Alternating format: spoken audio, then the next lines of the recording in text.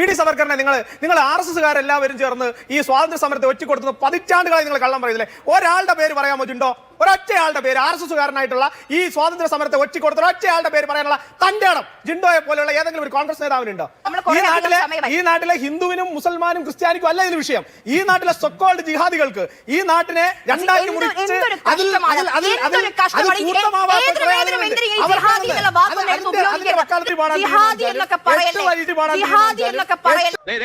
ഗ്രഹണി ആസ്മയൊക്കെ ഉള്ള പിള്ളേര് പതിവായിരിക്കുന്നതിലും 10 അടി തള്ളിയിരുന്നോണം പൊട്ടിപ്പാറുന്ന അടിയാ നടക്കാൻ പോകുന്നു. PS നന്ദു, ഇപ്പം 15-ാം തീയതി 5 ദിവസങ്ങൾക്കപ്പുറം രാജ്യം 80-ാം സ്വാതന്ത്ര്യദിനം ആഘോഷിക്കുമ്പോൾ കേരളത്തിൽ കേന്ദ്ര സർക്കാർ നിർദ്ദേശിക്കുന്ന വന്ദേ മാതരം പൂർണ്ണമായും ആലപിക്കില്ല എന്ന് മാത്രമല്ല ആദ്യത്തേത് മാത്രം എന്നത് കോൺഗ്രസിന്റെ ശക്തമായ നിലപാടാണ് ഇപ്പോൾ നമ്മൾ കേട്ടത്.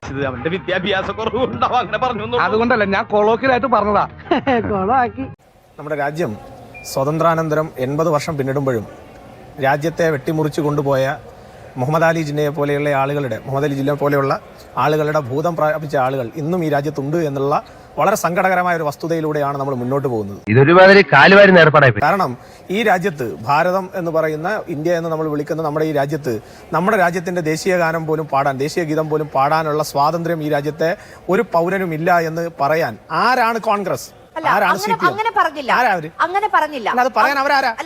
അവരാണോ തീരുമാനിക്കുന്നത് ഇത്ര വരിയെ പാടാൻ പാടുള്ളൂ എന്ന് തീരുമാനിക്കുന്നത് കോൺഗ്രസ് ആണോ? ഒരു വരി വൃത്തികേട് കാണിക്കരുത്.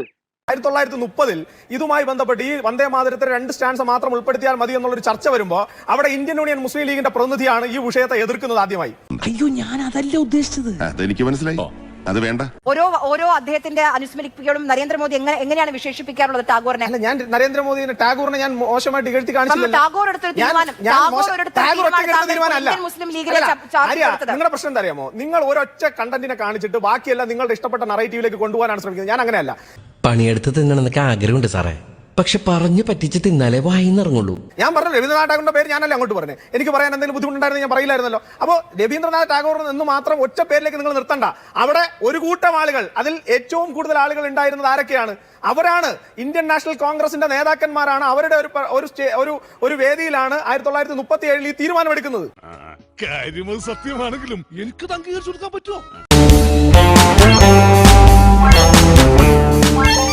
ആ തീരുമാനമെടുത്തതിന്റെ അടിസ്ഥാനത്തിലാണ് 1937 ഇന്ത്യൻ യൂണിയൻ മുസ്ലിം ലീഗിന് വഴങ്ങിക്കൊണ്ട് എടുത്ത തീരുമാനത്തിന്റെ അടിസ്ഥാനത്തിലാണ് 2 സ്റ്റാൻസ് മാത്രം മതി എന്ന് തീരുമാനിക്കുന്നതിന്റെ പിന്നിൽ ജവഹർലാൽ നെഹ്റു എന്ന് പറയുന്ന ഇന്ത്യൻ നാഷണൽ കോൺഗ്രസിന്റെ അന്നത്തെ നമ്മുടെ പ്രധാനമന്ത്രിയായിരുന്ന ജവഹർലാൽ നെഹ്റുവിന്റെ പങ്ക് വിസ്മരിക്കാൻ സാധിക്കുമോ?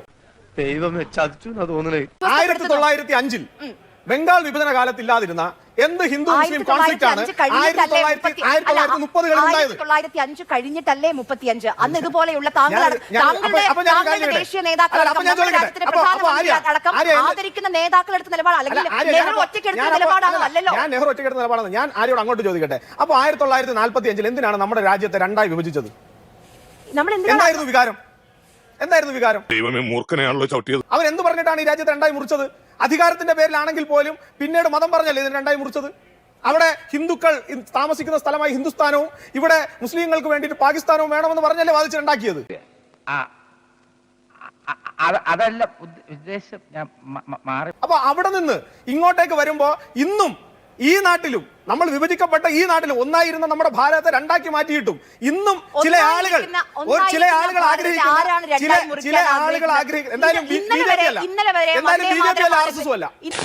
എടി പെണ്ണേ, നിന്റെ ചാട്ട എങ്ങോട്ടാണെന്നൊക്കെ എനിക്ക് മനസ്സിലാകുന്നുണ്ട്. ആ വെള്ളം അങ്ങ് വാങ്ങി വെച്ചേക്ക്. കോൺഗ്രസിന്റെ എല്ലാ സെഷനുകളും തുടങ്ങുന്നത് വന്ദേ മാതരം ആലപിച്ചുകൊണ്ടാണ് അല്ലേ? വന്ദേ മാതരം ആലപിച്ചുകൊണ്ടാണ് കോൺഗ്രസിന്റെ എല്ലാ സെഷനുകളും ആരംഭിക്കുന്നത്. കേരളത്തിൽ മാത്രമല്ല എല്ലായിടത്തും. നമ്മുടെ രാജ്യത്ത് 14% വരുന്ന മുസ്ലിങ്ങളുണ്ട്. അതോടൊപ്പം തന്നെ ക്രിസ്ത്യൻ സമൂഹങ്ങളുണ്ട്. അവർക്ക് ഓക്കെ അല്ല, അവർക്ക് വിഗ്രഹാരാധന ഓക്കെ അല്ല. അവർ ഏകദൈവത്തിൽ വിശ്വസിക്കുന്ന അവരെ പരിഗണിക്കണ്ടേ നിങ്ങളുടെ സർക്കാർ? അവരുടെ എന്തുകൊണ്ടാണ് അവരെ കാണാതെ പോകുന്നത്? നാളെ അവരോട് നിങ്ങൾ നിർബന്ധമായി ഇത് പാടണമെന്ന് പറഞ്ഞാൽ എന്ത് അവർ ചെയ്യണം? കഷ്ടമല്ല. ഒരു കാര്യം പറയാം, എല്ലാത്തിനും ഒരു ലിമിറ്റ് ഉണ്ട് കേട്ടോ. ഞാൻ താങ്കളോട് 2 കാര്യങ്ങൾ, താങ്കൾ ഇപ്പൊ പറഞ്ഞതിലെ വസ്തുതാവിരുദ്ധമായ 2 കാര്യങ്ങൾ പറയാം. ഒന്ന്, ഈ ഗാനം എഴുതുമ്പോൾ RSS എന്ന് പറയുന്ന സംഘടന രൂപീകൃതമല്ല. ഈ ഗാനം ഔദ്യോഗിക ഗാനമാക്കുമ്പോൾ മാത്രമാണ് RSS എന്ന് പറയുന്ന സംഘടന. 1925 RSS രൂപീകൃതമാകുന്നത്. 1870 ഈ ഗാനം ഉണ്ടാകുന്നത്. അപ്പൊ എങ്ങനെയാണ് ഇത് RSSന്റെ ഗാനമാകുന്നത്? ഒന്ന്, അങ്ങനെയൊക്കെ വഴിയില്ല. രണ്ടാമത്തെ കാര്യം, നിങ്ങൾ പറയുകയാണ് ഇവിടെ വന്ദേ മാതരം പൂർണ്ണമായി പാടുന്നത് എന്തോ അക്ഷന്തവ്യമായ തെറ്റാണ്. അപ്പോൾ ഞാൻ നിങ്ങളോട് ചോദിച്ചു, 1905 ഇല്ലാതിരുന്ന എന്ത് കമ്മ്യൂണൽ ഇഷ്യൂ ആണ് ഇന്നുള്ളത്? അത് കഴിഞ്ഞ് ഇന്ത്യ രണ്ടായി വിഭജിച്ചു. ആരാ വിഭജിച്ചത്? BJP ആണോ RSS ആണോ എന്ന് നിങ്ങൾ പറയുവാണെങ്കിൽ ഞാൻ സമ്മതിക്കാം. ഞങ്ങളാണ് ഇതിനെല്ലാം കാരണക്കാരൻ, ഞങ്ങളേക്കാം. ഈശ്വര, ആലോചിച്ചിട്ട് രക്തം പിടിയും കിട്ടുന്നില്ല. പക്ഷെ RSSഉം BJPക്കും ഒരു പങ്കുമില്ലാത്ത ആ വിഭജന കാലത്ത്, ആ വിഭജിച്ചപ്പോഴത്തേക്ക് നിങ്ങൾ പറഞ്ഞത് മതം പറഞ്ഞും നിങ്ങളുടെ അധികാരം ഉറപ്പിക്കാനും അല്ലേ വിഭജിച്ചത്? ഞാൻ ആര്യയുടെ എന്നല്ല, ഈ പൊളിറ്റിക്കൽ അധികാരം ഉറപ്പിക്കാനും പൊളിറ്റിക്കലി ഇതിനെ രണ്ടാക്കി നിർത്തിക്കൊണ്ടല്ലേ വിഭജിച്ചത്. അന്ന് വിഭജിച്ച് കൊടുത്തതിന് ശേഷവും ഇന്നും ഈ നാട്ടിനകത്ത് വന്ദേ മാതരം, ഞാൻ വേറെ RSSന്റെ ഗണഗീതം പാടണമെന്ന് പറയുന്നില്ല, RSSന്റെ ഏതെങ്കിലും പ്രവർത്തനം നടത്തണമെന്ന് പറയുന്നില്ല, BJPയുടെ ഏതെങ്കിലും ഒരു സോങ് നിങ്ങൾ പാടണമെന്ന് ഞങ്ങൾ പറയുന്നു. ഇനിയിപ്പോ എന്താ ചെയ്യേണ്ടത്? വന്ദേ മാതരം ആദ്യമായി നിരോധിച്ചത് ആരാണെന്ന് അറിയാമോ? ആര്യ, ബ്രിട്ടീഷുകാരാണ്. എന്തിനാണ് നിരോധിച്ചതെന്ന് അറിയാമോ? ഈ നാട്ടിൽ ജാതി മത വർഗ വർണ്ണ ഭേദങ്ങൾക്ക് അധിഷ്ഠിതമായി അല്ലെങ്കിൽ അതിനെയൊക്കെ മാറ്റിമറിച്ചുകൊണ്ട് രാജ്യത്തെ യുവാക്കളെ മുഴുവൻ ഒരുമിച്ച് നിർത്തി രാജ്യത്തെ സ്വാതന്ത്ര്യ സമരത്തിന് ഊറ്റം കൊടുക്കുന്ന ഗീതമാണ് വന്ദേ മാതരം എന്ന് പറയുന്നത്. ബ്രിട്ടീഷുകാരാണ് നിരോധിച്ചത്.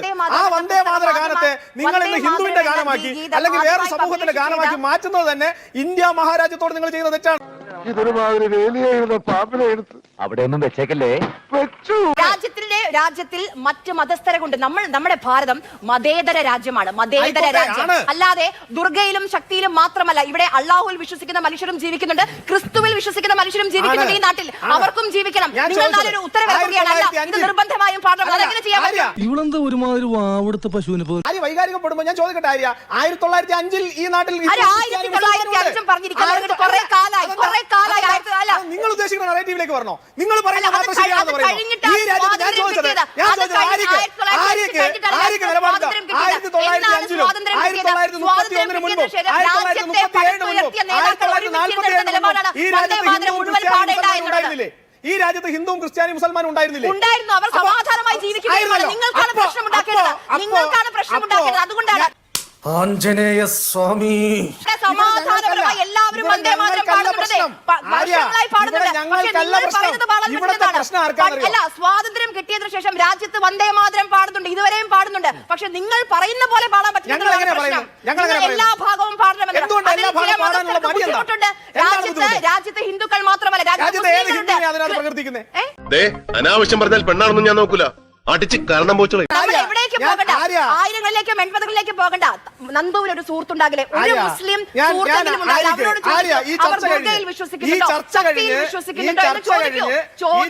ഞാൻ പറയാം, ഈ ചർച്ച കഴിഞ്ഞ് ആര്യയും ഈ പറയുന്ന ജിൻഡോയും അതുപോലെ KS അരുൺകുമാറും എന്റെ കൂടെ വരാൻ ഉണ്ടെങ്കിൽ ഞാൻ നിങ്ങൾ പറഞ്ഞ ഏകദേവ വിശ്വാസിയൊക്കെ ആണെന്ന് പറയുന്ന എന്റെ ഒരു സുഹൃത്ത് ഇത് മുഴുവൻ ഞാൻ പാടിയില്ല, അത്രയും നന്നായി, അതിനേക്കാൾ നന്നായി ഇത് പാടി നിങ്ങൾക്ക് കേൾപ്പിച്ചു. അയ്യോ അത് വേണ്ട. ഈ നാട്ടിലെ ഹിന്ദുവിനും മുസൽമാനും ക്രിസ്ത്യാനിക്കും അല്ല ഇതിന് വിഷയം. ഈ നാട്ടിലെ സൊക്കോൾഡ് ജിഹാദികൾക്ക് ഈ നാട്ടിനെ രണ്ടാക്കി മുറിച്ച്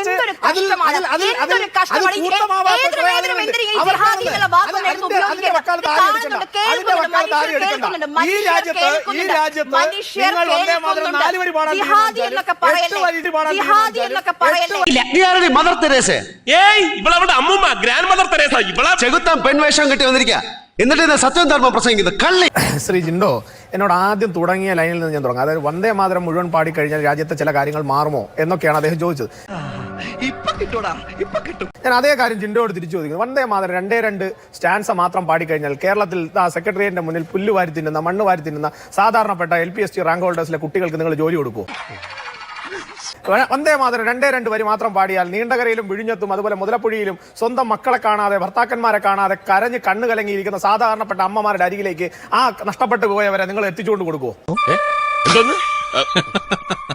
അതേപോലെ 2 സ്റ്റാൻസ മാത്രം പാടിക്കഴിഞ്ഞാൽ കേരളത്തിനകത്ത് പ്രളയ ദുരിതാശ്വാസത്തിന്റെ ഭാഗമായി വീടുകളിലേക്ക് തിരിച്ചെത്താൻ കഴിയാതെ നിങ്ങളുടെ മിസ്മാനേജ്മെന്റിന്റെ ഭാഗമായി തെരുവിൽ കിടക്കുന്ന സാധാരണക്കാർക്ക് അവരുടെ കിടപ്പാടങ്ങളിലേക്ക് മടങ്ങിപ്പോകാനുള്ള സാഹചര്യം ഒരുക്കി കൊടുക്കുമോ? ഈ ഇരിപ്പിൽ അങ്ങോട്ട് സമാധിയായാൽ മതിയായിരുന്നു. അത് കൊള്ളാം. ഇങ്ങനെ ഞാൻ ചോദിക്കാൻ തുടങ്ങിയാൽ എണ്ണമറ്റാത്ത ചോദ്യങ്ങൾ എനിക്ക് നിങ്ങളോട് ചോദിക്കാനുണ്ട്. ആ ചോദ്യങ്ങളൊന്നും ഞാൻ ചോദിക്കാത്തത് ഞാൻ എന്റെ വിഷയത്തിനകത്ത് നിൽക്കുന്നു. അപ്പോൾ ആരെങ്കിലും എന്തെങ്കിലും ഒരു വിഷയം ചോദിച്ചാൽ ആ വിഷയത്തിനകത്ത് ഫാക്ച്വലായി മറുപടി പറയാനില്ലാതെ വരുമ്പോൾ വായിൽ വരുന്നത് എന്ത് കോതയ്ക്ക് പാട്ട് പാടുന്നത് കോൺഗ്രസിന്റെ തനി ശൈലിയാണ്. ഇനി നിങ്ങൾ VD സവർക്കറെ കോട്ട് ചെയ്തല്ലോ. ഞങ്ങളുടെ പാർട്ടിയും അല്ലെങ്കിൽ ഞങ്ങളുടെ സംഘടനയുമായി ബന്ധപ്പെട്ട RSS കാരനാണെന്നുള്ള നിലയിലാണല്ലോ താങ്കൾ കോട്ട് ചെയ്തത്. VD സവർക്കർ ഏത് RSS കാരനാണ് ജിൻഡോ? VD സവർക്കറിനെ നിങ്ങൾ RSS കാരെല്ലാവരും ചേർന്ന് ഈ സ്വാതന്ത്ര്യ സമരത്തെ ഒറ്റിക്കൊടുക്കുന്ന പതിറ്റാണ്ടുകളായി നിങ്ങൾ കള്ളം പറയുന്നില്ലേ? ഒരാളുടെ പേര് പറയാമോ ജിൻഡോ? ഒരൊറ്റയാളുടെ പേര് RSS കാരനായിട്ടുള്ള ഈ സ്വാതന്ത്ര്യ സമരത്തെ ഒറ്റിക്കൊടുത്ത ഒറ്റയാളുടെ പേര് പറയാനുള്ള തന്റെ ഇടം ജിൻഡോയെ പോലെയുള്ള ഏതെങ്കിലും ഒരു കോൺഗ്രസ് നേതാവിനുണ്ടോ? എന്ത് പറ്റിയടാ? ചായ നെറുകന്തലേ കയറി ബ്ലോക്ക് ആയതാ. അന്ന് RSSന്റെ ആദ്യ സർസംഘചാലകനായിരുന്ന ഡോക്ടർ ജി ഉൾപ്പെടെയുള്ളവർ ഈ പറയുന്ന ക്വിറ്റ് ഇന്ത്യ സമരത്തിൽ അടക്കം നിങ്ങളുടെ ഈ കോൺഗ്രസിന്റെ അന്നത്തെ പതാകയും പിടിച്ചുകൊണ്ട് ആ സമരങ്ങളിൽ വന്നിരുന്ന ആളുകളാണ്. നിങ്ങൾ ഒരു ദിവസം രാവിലെ രാഷ്ട്രീയത്തിന് വേണ്ടി വായിൽ വരുന്നത് എന്ത് കോതയ്ക്ക് പാട്ട് പോലെ പറഞ്ഞു പോകാമെന്ന് കരുതിയാൽ നിങ്ങൾ എന്ത് വിചാരിച്ചു? ഈ നാട്ടിനകത്ത് ഇതൊന്നും തിരുത്താൻ പറ്റുന്ന സംവിധാനങ്ങളില്ല എന്ന് കരുതിയോ? വല്ല കാര്യമുണ്ടോ? എന്തിനാണ് ഇങ്ങനെ ഇല്ലാന്ന് നടക്കണേ?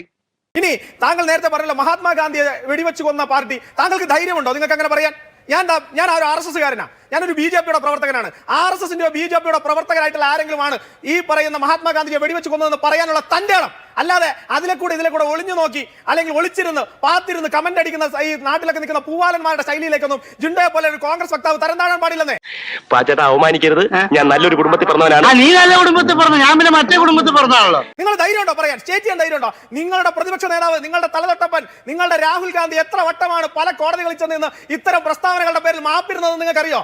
എത്ര വട്ടം? 1-2 പ്രാവശ്യമാണോ? നിങ്ങളൊന്ന് ലിസ്റ്റ് എടുത്ത് നോക്ക്. ഒട്ടേറെ ദിവസങ്ങളിൽ ഒട്ടേറെ കോടതികളിൽ ചെന്നിരുന്ന മാപ്പിരുന്നയാളാണ് നിങ്ങളുടെ ഇന്നത്തെ പ്രതിപക്ഷ നേതാവ് രാഹുൽ ഗാന്ധി. എന്ത് ചെയ്യാനാടാ, ഞാൻ ഇങ്ങനൊരു ദുരന്തനായി പോയി. നിങ്ങൾക്ക് പറയാൻ തന്റെ ഇടയില്ല. നിങ്ങൾക്ക് അതിലും ഞാൻ ഒരു മിനിറ്റ് ആര്യ, ഞാൻ അദ്ദേഹം പറഞ്ഞ ഒരു സമയത്തും അരുൺകുമാറും അതുപോലെ തന്നെ ജിണ്ടോയും സംസാരിച്ച ഒരു സമയത്തും താങ്കൾ ഇടപെട്ടില്ല. ആദ്യത്തെ സമയത്ത് മുഴുവൻ ഇടപെട്ടു. താങ്കൾ ചോദിച്ച ചോദ്യങ്ങൾക്ക് ജിണ്ടോയ്ക്ക് മറുപടി പറയട്ടെ. എനിക്ക് കുറച്ചുകൂടി ചോദ്യങ്ങളുണ്ട്, അതുകൊണ്ട് ചോദിച്ചിട്ട് മറുപടി പറഞ്ഞു. ഇടവേളയ്ക്ക് വെക്കോളൂ. നിങ്ങൾ ഇടവേളയ്ക്കോ ഏത് കാര്യത്തിൽ പോകുന്നതിന് എനിക്ക് വിരോധമില്ല. ഇനി ഞാൻ ചോദിക്കട്ടെ, ഇന്ത്യൻ യൂണിയൻ മുസ്ലിം ലീഗിനെ താങ്കൾ പറയുന്നു ജനാധിപത്യ മതേതരത്വത്തിന്റെ ഒക്കെ വലിയ ആൾക്കാരാണെന്ന്. നിങ്ങളുടെ നേതാവ് നെഹ്റു ചത്ത കുതിര എന്ന് വിളിച്ച പാർട്ടിയാണ് ഈ പറയുന്ന ഇന്ത്യൻ യൂണിയൻ മുസ്ലിം ലീഗ്. ആ ഇന്ത്യൻ യൂണിയൻ മുസ്ലിം ലീഗിന്റെ ഇംഗിതത്തിനനുസരിച്ച് നിന്നതിന്റെ ഭാഗമായിട്ടല്ലേ ഇന്ന് മത്സ്യത്തൊഴിലാളി മേഖലയിലെ നിരവധിയായിട്ടുള്ള അമ്മമാർ കണ്ണീരണിഞ്ഞുകൊണ്ട് അവരുടെ ഭർത്താക്കന്മാരെയും മക്കളെയും കാത്ത് ഇന്നും ആ വീടുകളിൽ 11 ദിവസമായിട്ട് അവർ കരഞ്ഞുകൊണ്ടിരിക്കുന്നത് ആ ഇന്ത്യൻ യൂണിയൻ മുസ്ലിം ലീഗിന്റെ വിലപേശലിൽ നിങ്ങൾ തലതാഴ്ത്തി കൊടുത്തോണ്ടല്ലേ? ചേട്ടാ, അപമാനിച്ചേ ഞാൻ പോയിക്കോട്ടെ. അപമാനത്തിന് തന്നെ അപമാനമാണ് നീ.